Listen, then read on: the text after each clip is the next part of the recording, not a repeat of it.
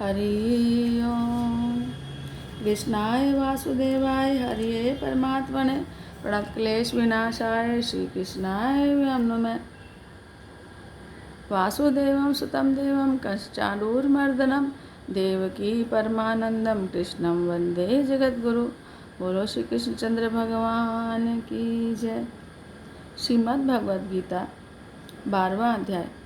अर्जुन बोले, जो अनन्य प्रेमी भक्तजन पूर्वोक्त प्रकार से निरंतर आपके ध्यान भजन में लगे रहकर आप सगुण रूप परमेश्वर को और दूसरे जो केवल अविनाशी सच्चिदानंद घन निराकार ब्रह्म को ही अतिश्रेष्ठ भाव से भजते हैं, उन दोनों प्रकार के उपासकों में अति उत्तम योगवेता कौन है? श्री भगवान बोले, मुझ में मन को एकाग्र करके निरंतर मेरे भजन ध्यान में लगे हुए जो भक्तजन अतिशय श्रेष्ठ भाव से श्रद्धा से युक्त होकर मुझ सगुण रूप परमेश्वर को भजते हैं, वे मुझको योगियों में भी अति उत्तम योगी मान्य हैं। परंतु जो पुरुष इंद्रियों के समुदाय को भली प्रकार वश में करके मन बुद्धि से परे सर्वव्यापी अकथनीय स्वरूप और सदा एक रस रहने वाले नित्य अचल निराकार अविनाशी सच्चिदानंदघन ब्रह्म को निरंतर एक ही भाव से ध्यान करते हुए भजते हैं, वे संपूर्ण भूतों के हित में रत और सब में समान भाव वाले योगी मुझको ही प्राप्त होते हैं। उन सच्चिदानंदघन निराकार ब्रह्म में आसक्त चित्त वाले पुरुषों के साधन में परिश्रम विशेष है, क्योंकि देहाभिमानियों के द्वारा अव्यक्त विसंगति दुख पूर्वक प्राप्त की जाती है। परंतु जो मेरे परायण रहने वाले भक्तजन संपूर्ण कर्मों को मुझ में अर्पण करके मुझ सगुण रूप परमेश्वर को ही अनन्य भक्ति योग से निरंतर चिंतन करते हुए भजते हैं, हे अर्जुन, मुझ में चित्त लगाने वाले प्रेमी भक्तों का मैं शीघ्र ही मृत्यु रूप संसार समुद्र से उद्धार करने वाला होता हूँ। मुझ में मन को लगा और मुझ में ही बुद्धि को लगा, इसके बाद तू मुझ में ही निवास करेगा, इसमें कुछ भी संशय नहीं है। यदि तू मन को मुझ में अचल स्थापन करने के लिए समर्थ नहीं है, तो हे अर्जुन, अभ्यास रूप योग के द्वारा मुझको प्राप्त होने के लिए इच्छा कर। यदि तू उपयुक्त अभ्यास में भी असमर्थ है, तो केवल मेरे लिए कर्म करने के ही परायण हो जा। इस प्रकार मेरे निमित्त कर्मों को करता हुआ भी मेरी प्राप्ति रूप सिद्धि को ही प्राप्त होगा। यदि मेरी प्राप्ति रूप योग के आश्रित होकर उपयुक्त साधन को करने में भी तू असमर्थ है, तो मन बुद्धि आदि पर विजय प्राप्त करने वाला होकर सब कर्मों के फल का त्याग कर। मर्म को न जानकर किए हुए अभ्यास से ज्ञान श्रेष्ठ है, ज्ञान से मुझ परमेश्वर के स्वरूप का ध्यान श्रेष्ठ है, और ध्यान से भी सब कर्मों के फल का त्याग श्रेष्ठ है, क्योंकि त्याग से तत्कालीन परम शांति होती है। जो पुरुष सब भूतों में देश भाव से रहित, स्वार्थ रहित, सबका प्रेमी और हेतु रहित दयालु है, और ममता से रहित, अहंकार से रहित, सुख दुखों की प्राप्ति में सम और क्षमावान है, अर्थात अपराध करने वाले को भी अभय देने वाला है। और जो योगी निरंतर संतुष्ट है, मन इंद्रियों सहित शरीर को वश में किए हुए है और मुझ में दृढ़ निश्चय वाला है, वह मुझ में अर्पण किए हुए मन बुद्धि वाला मेरा भक्त मुझको प्रिय है,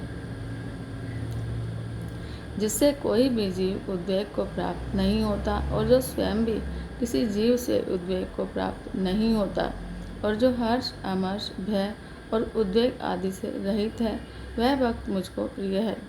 जो पुरुष आकांक्षा से रहित, बाहर भीतर से शुद्ध, चतुर, पक्षपात से रहित और दुखों से छूटा हुआ है, वह सब आरंभों का त्यागी मेरा भक्त मुझको प्रिय है। जो न कभी हर्षित होता है, न द्वेष करता है, न शोक करता है, न कामना करता है, और जो शुभ और अशुभ संपूर्ण कर्मों का त्यागी है, वह भक्तियुक्त पुरुष मुझको प्रिय है। जो शत्रु मित्र में मान अपमान में समय और जो सर्दी गर्मी सुख दुख आदि द्वंद्वों में समय और आसक्ति से रहित है, जो निंदा स्तुति को समान समझने वाला, मननशील और जिस किसी प्रकार से भी शरीर का निर्वाह होने में सदा ही संतुष्ट है और रहने के स्थान में ममता और आसक्ति से रहित है, वह स्थिर बुद्धि भक्तिमान पुरुष मुझको प्रिय है। परंतु जो श्रद्धायुक्त पुरुष मेरे परायण होकर इस ऊपर कहे हुए धर्म में अमृत को निष्काम प्रेम भाव से सेवन करते हैं वे भक्त मुझको अतिशय प्रिय हैं। ओम तत्सदिति। श्रीमद्भगवद्गीता सुपनिषत्सु ब्रह्म विद्यायां योग शास्त्रे श्री कृष्ण अर्जुन संवादे भक्ति योग नाम 12वां अध्याय। जय जय श्री हरि। श्रीमद्भगवद्गीता के 12वें अध्याय का महात्म। श्री महादेव जी कहते हैं, पार्वती, दक्षिण दिशा में कोल्हापुर नाम का एक नगर है जो सब प्रकार के सुखों का आधार, सिद्ध महात्माओं का निवास स्थान और सिद्धि प्राप्ति का क्षेत्र है। वह पराशक्ति भगवती लक्ष्मी का प्रधान पीठ है। सारे देवता उनका सेवन करते हैं। वह पुराण प्रसिद्ध तीर्थ भोग और मोक्ष देने वाला है। वहाँ करोड़ों तीर्थ और शिवलिंग हैं। रुद्र गया भी वही है और वह विशाल नगर लोगों में बहुत विख्यात है। एक दिन कोई युवक पुरुष उस नगर में आया। वह कहीं का राजकुमार था। उसके शरीर का रंग गोरा, नेत्र सुंदर, ग्रीवा शंख के समान, कंधे मोटे, छाती चौड़ी और भुजाएं विशाल थी। नगर में प्रवेश करके सब और महलों की शोभा निहारता हुआ वह देवेश्वरी महालक्ष्मी के दर्शन के लिए मन में उत्साह लेता हुआ मणिकंठ तीर्थ में गया और वहाँ स्नान करके उसने पितरों का तर्पण किया।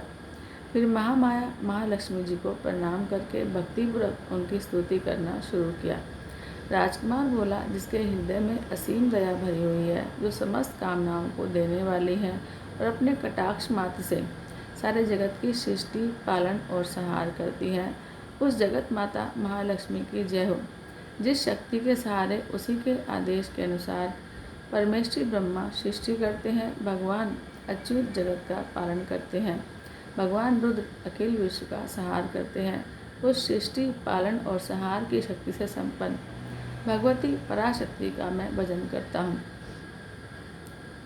कमले, योगीजन तुम्हारे चरण कमलों का चिंतन करते हैं। कमलालय, तुम अपने स्वाभाविक सत्ता से ही हमारे समस्त इंद्रिय गोचर विषयों को जानती हो।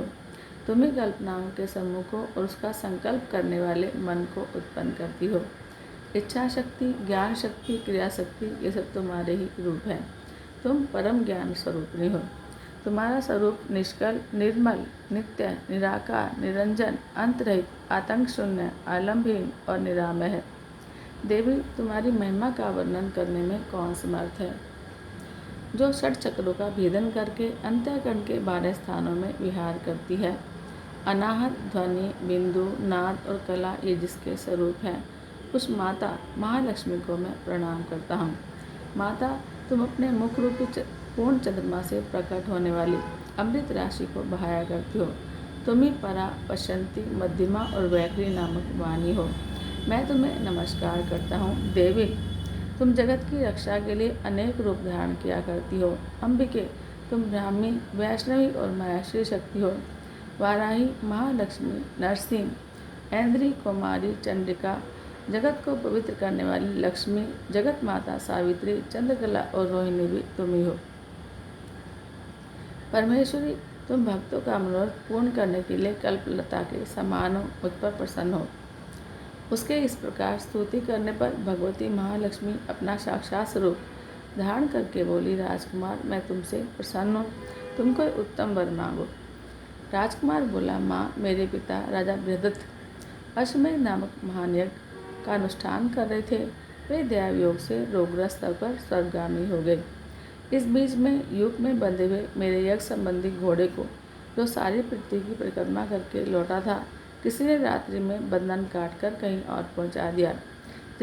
उसकी खोज में मैंने कुछ लोगों को भेजा था, किंतु वे कहीं भी उसका पता न पाकर जब खाली हाथ लौट आए हैं, तब मैं सब ऋतुजों से आज्ञा पाकर तुम्हारे शरण में आया हूँ। देवी, यदि तुम मुझ पर प्रसन्न हो तो मेरे यज्ञ का घोड़ा मुझे मिल जाए, जिससे यज्ञ पूर्ण हो सके। तभी मैं अपने पिता महाराज का ऋण उतार पाऊंगा। शरणागतों पर दया करने वाली जगत जननी लक्ष्मी, जिससे मेरा यज्ञ पूरा हो, वह उपाय करो।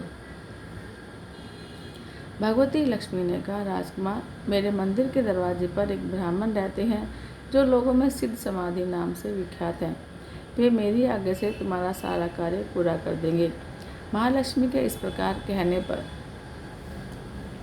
राजकुमार उस स्थान पर आए जहाँ सिद्ध समाधि रहते थे। उनके चरणों में प्रणाम करके राजकुमार चुपचाप हाथ जोड़े खड़े हो गए। तब ब्राह्मण ने कहा, तुम्हें माता ने यहाँ भेजा है।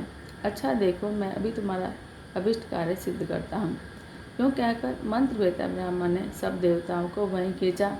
राजकुमार ने देखा उस समय सब देवता हाथ जोड़े थर थर काँपते हुए वहाँ पर उपस्थित हो गए और उन श्रेष्ठ ब्राह्मण ने समस्त देवताओं से कहा, देवगण, इस राजकुमार का अवश्य तो यज्ञ के लिए निश्चित हो चुका था। रात में देवराज इंद्र ने चुराकर कहीं और पहुँचा दिया है, उसे शीघ्र लेकर आओ। तब देवताओं ने मुनि के कहने से यज्ञ का घोड़ा लाकर दे दिया। इसके बाद उन्होंने उन्हें जाने की आज्ञा दी। देवताओं का आकर्षण देखकर और खोए हुए अश्व को पाकर राजकुमार ने मुनि के चरणों में प्रणाम करके कहा, महर्षि, आपका यह सामर्थ्य आश्चर्यजनक है। आप ही ऐसा कार्य कर सकते हैं, दूसरा कोई नहीं। ब्राह्मण, मेरी प्रार्थना सुनिए। मेरे पिता राजा बृहदत्त अश्वमेध यज्ञ का अनुष्ठान आरंभ करके दैवयोग से मृत्यु को प्राप्त हो गए हैं। अभी तक उनका शरीर तपाए हुए तेल में सुखाकर मैंने रखा है। साधु श्रेष्ठ, आप उन्हें पुनः जीवित कर दीजिए। यह सुनकर महामुनि ब्राह्मण ने किंचित मुस्कुराकर कहा, चलो, जहाँ यज्ञ मंडप में तुम्हारे पिता मौजूद हैं, चलते हैं। तब सिद्ध समाधि ने राजकुमार के साथ वहाँ जाकर जल अभिमंत्रित किया और उसे उस शव के मस्तक पर रखा। उसके रखते ही राजा सचेत होकर उठ बैठे। फिर उन्होंने ब्राह्मण को देखकर पूछा, धर्म स्वरूप आप कौन हैं? तब राजकुमार ने महाराज से पहले का सारा हाल कह सुनाया। राजा ने अपने को पुनः जीवन दान देने वाले ब्राह्मण को नमस्कार करके कहा, ब्राह्मण, किस पुण्य से आपको यह अलौकिक शक्ति प्राप्त हुई है? उसके यो कहने पर ब्राह्मण ने मधुर वाणी में कहा, राजन, मैं हर रोज आलस्य रहित होकर गीता के 12वें अध्याय का जप करता हूँ। उसी से मुझे यह शक्ति मिली है जिससे तुम्हें जीवन प्राप्त हुआ है। यह सुनकर ब्राह्मण से राजा ने उन ब्रह्मर्षि से गीता के 12वें अध्याय का अध्ययन किया। उसके महात्मा से उन सबकी सद्गति होगी। दूसरे दूसरे जीव भी उसके पाठ से परम मोक्ष को प्राप्त हो चुके हैं। जय जय श्री राधे। ओम जय भगवत गीते मैया, जय भगवत गीते। हरि कमल विहारिणी, हरि कमल विहारिणी, सुंदर सुपुनीत। ओम जय भगवत गीते। कर्म सुमर्म प्रकाशिनी, कामा शक्ति हरा मैया, कामा शक्ति हरा। तत्व ज्ञान विकासिनी, तत्व ज्ञान विकासिनी, विद्या ब्रह्म परा। ओम जय भगवत गीते। निश्चल भक्ति विधायिनी, निर्मल मलहारी मैया, निर्मल मलहारी। शरण रहस्य प्रदायिनी, शरण रहस्य प्रदायिनी, सब विद्या सुखकारी। ओम जय भगवत गीते। राग द्वेष विदारिणी, कारिणी मोद सदा मैया, कारिणी मोद सदा। भव भयहारिणी तारिणी, भव भयहारिणी तारिणी, परमानंद प्रद। ओम जय भगवत गीते। आसुर भाव विनाशिनी, नाशिनी तम रजनी मैया, नाशी तम रजनी। दैवी सद्गुणदायिनी, दैवी सद्गुणदायिनी, हरिरसिका सजनी। ओम जय भगवत गीते। समता त्याग सिखावनी, हरिमुख की वाणी मैया, हरिमुख की वाणी। सकल शास्त्र की स्वामिनी, सकल शास्त्र की स्वामिनी, श्रुतियों की रानी। ओम जय भगवत गीते। दया सुधा बरसावनी, मातु कृपा कीजिए मैया, मातु कृपा कीजिए। हरिपद प्रेम दान कर, हरिपद प्रेम दान कर, अपनों कर लीजिए। ओम जय भगवत गीते। बोलो श्री कृष्णचंद्र भगवान की जय। जय जय श्री राधे, जय जय श्री राधे, जय जय श्री राधे।